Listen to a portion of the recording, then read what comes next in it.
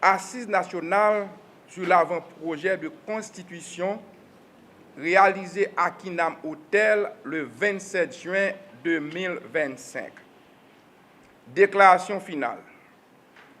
Le vendredi 27 juin 2025, 200 partis politiques et 60 organisations de la société civile venus de toutes les régions du pays ont participé aux assises nationales de la COEPAD-PEA, organisées dans la suite de publication de l'avant-projet de constitution soumise à l'exécutif par le comité de pilotage de la conférence nationale CPCN. Cette grande assemblée avait pour but de analyser le processus de réforme de la Constitution ainsi que l'avant-projet de constitution du comité de pilotage de la conférence nationale, évaluer l'efficacité de la nouvelle gouvernance transitionnelle mise en place par l'accord du 3 avril 2024, fixer la position de la COEPAD-PEA relativement au processus transitionnel, constitutionnel et électoral.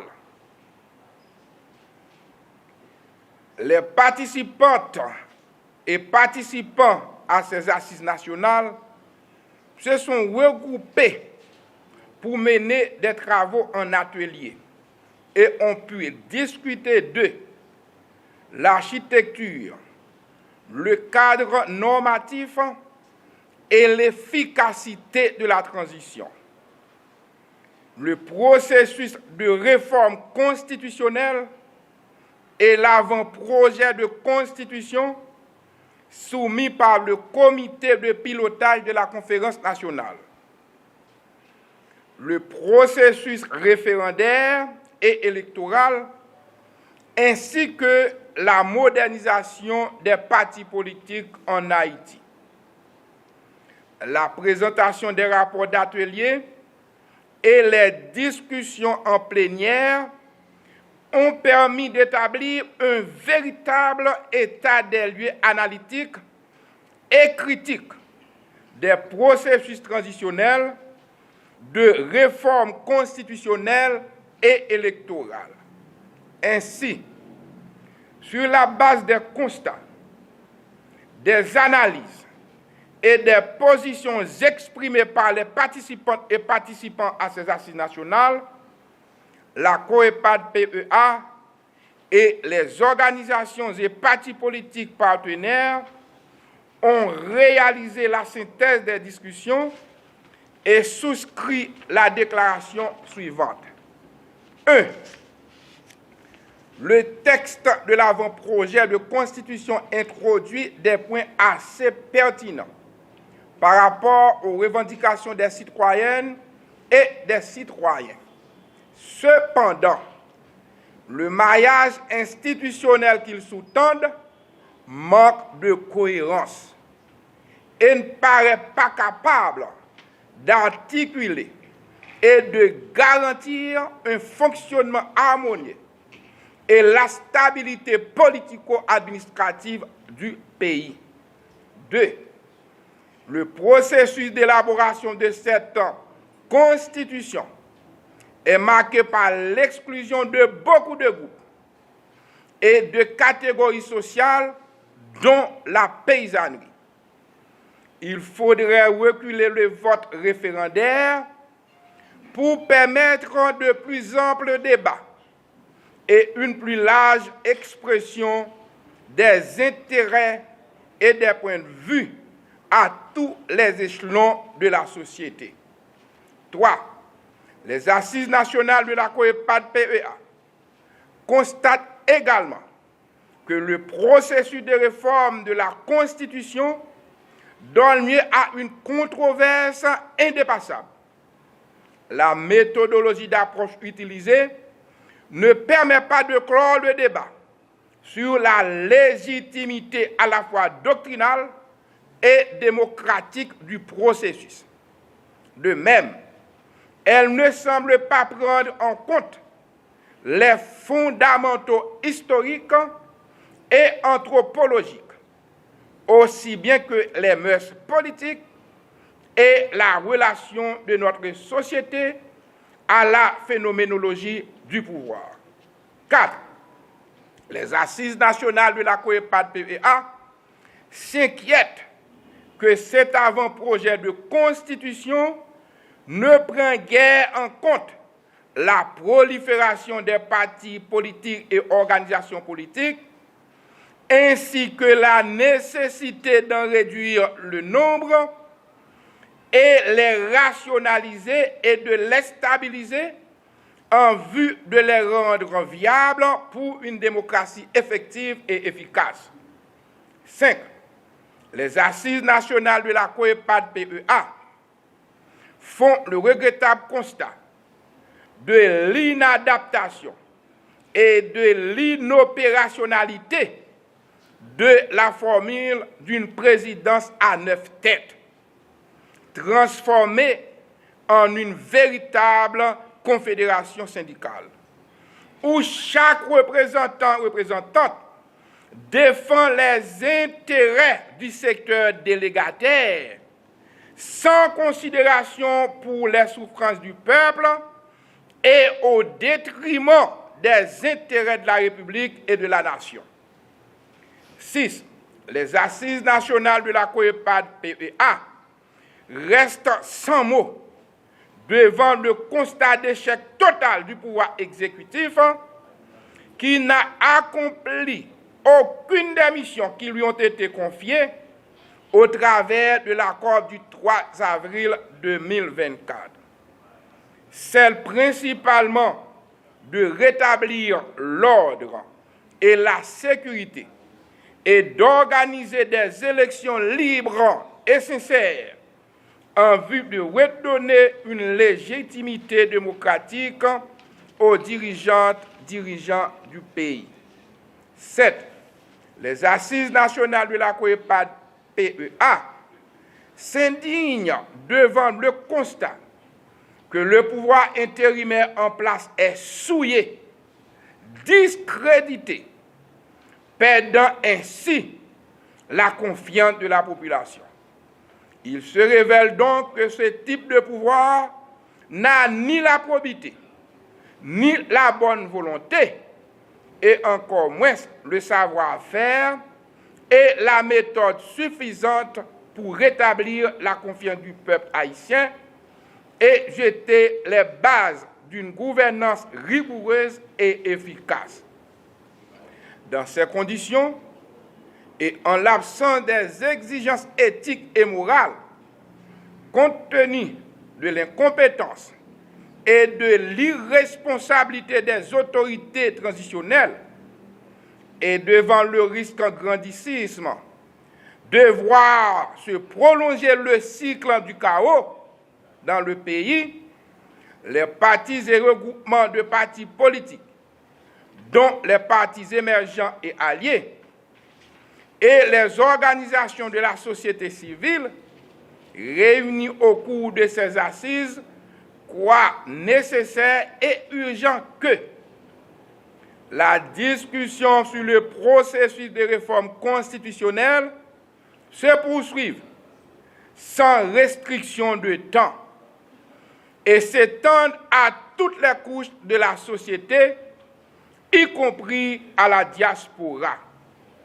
Des discussions transparentes soient engagées entre la société civile, le secteur privé des affaires et le secteur politique, tout en étant à l'écoute des citoyennes et des citoyens en vue d'obtenir le départ ordonné du gouvernement et des membres du Conseil présidentiel de transition. Enfin, les assises nationales de la COEPAD-PEA ont mis en place un comité de suivi de différentes tendances avec mission de mobiliser les partis et regroupements politiques des partis émergents et alliés en vue de fondre toutes les propositions existantes en une alternative consensuelle et réaliste capable de sortir le pays de cette longue crise transitionnelle. À cette fin, ces regroupements et partis politiques se réuniront en plénière dans l'intervalle du 14 au 22 août 2015 en vue d'élaborer la dite proposition consensuelle. Merci. Je dis à moins content parce que après assise qui était faite le 27 juin 2025, là, le peuple haïtien commence à prendre conscience pour reconnaître que le destin c'est la main au lieu. Ou pas qu'à laguer destin ou pays dans la main des agents doubles. Les 9 secteurs qui sont au pouvoir, nous considérons nous-mêmes en Corépad comme des agents doubles. Ils ne travaillent pas pour le peuple haïtien, mais ils travaillent pour le pays qui utilise. Je vous dis, on l'autre fois encore, on a demandé au peuple haïtien. C'est eux pour lever camper, pour le changement réel, là, pour le capable de faire. Personne n'a qu'à faire rien pour nous dans ça nous là, je dis. Et nous tous, nous devons reconnaître ça. Et nous préparé nous en conséquence. Je voulais rappeler avec la presse qui était caribée ensemble avec nous le 1er octobre 2024. Nous avons annoncé que il y a un conflit d'intérêts lorsque vous avez monté CPTA qui était un représentant secteur privé à la donne. Nous avons annoncé, nous avons dit que c'est pour écarter de monde qui pas utile en dans CPTA. Ils n'ont pas attendu la raison. Nous avons dit qui ça pour faire. Nous avons notifié toutes les communautés internationales là, des résolutions ça, qui te prend le 1er octobre 2024 là. Je dis, nous avons tous constaté que le pays a tombé dans le secteur privé qui n'est pas innocent dans ça n'a vivre là, dans le monstre qui créé à travers le pays qui c'est insécurité. Nous tous constaté ça. Je dis, c'est eux-mêmes qui disent qu'ils vont faire référendum, c'est eux-mêmes qui disent qu'ils vont faire élection. Je veux le haïtien caler pour comprendre ça. Le monstre que nous avons là, vivre de là, ce n'est pas dans le ciel, ils sont tombés. C'est les politiciens traditionnels qui te fait 87, qui fait 90, qui fait 2004. C'est eux-mêmes, je dis, qui ban nous, ça aurait les monstres que nous avons fait face à elle. Ça aurait les insécurités qui blaillent sur tout le pays. Je dis à moins content le fait que nous prenons destin nous en main. Je vois comité 70 partis et structures bien organisées qui sont avec nous, c'est sensibiliser la population. Pour nous faire connaître que le destin c'est la main lié. Parce que nous avons utilisé tout moyen pacifique pour permettre que monsieur qui l'a pas volé avenir peuple haïtien. C'est-à-dire que tout moyen pacifique nous connaissons dans le jour qui vient, après résolution que nous allons sortir le 22, après résolution le 22, tout moyen pacifique que nous allons pour nous organiser, pour permettre que M. Sarou quitte l'espace et pour entendre la raison, nous allons gagner pour nous faire. Mais ce comité suivi assise là, c'est eux-mêmes qui prennent engagement et ils sémenté que ils ne pas quitter M. 87, 90, même les gens qui étaient là déjà, structure politique traditionnelle, ils ne pas permettre que pour continuer à voler à venir. C'est peut-être ça, moi, quoi que nous avons organisé cette fois-ci, nous avons organisé pour le pays et pour le peuple haïtien, pour nous rapatrier dignité nous en tant que monde. Je dis à quel que soit côté haïtien passé, depuis qu'on passeport ou disons haïtien, ils ne pas bon pour rien. Mais c'est pas un travail, je dis, nous connaissons qui ça nous y est, nous connaissons qui ça nous représente dans l'histoire. Tout ça que l'international a fait, il n'y a pas qu'à effacer l'histoire nous, de ça nous y est, de ça ancêtres nous ont fait dans l'histoire. Mais cependant, nous avons une génération de 87 pour arriver aujourd'hui à Mounzao, ils prennent nous, ils traînent nous dans la boue. Mais il y a une nouvelle classe politique qui campe debout pour dire que Haïti pas péri. Et génération qui va venir, nous garantissons, nous avons fait tout effort pour ne pas perdre du pays. Ça. Même gens nous voient que nous avons attaqué le pays dans l'existence. Je dis à Fok Mando ça, attaque c'est dans l'existence nous en tant que monde. Et c'est pour l'existence nous en tant que monde que nous bataille. la République dominicaine, nous sommes tous radiés, fréquents, tout ça, il a fait avec Haïtiens.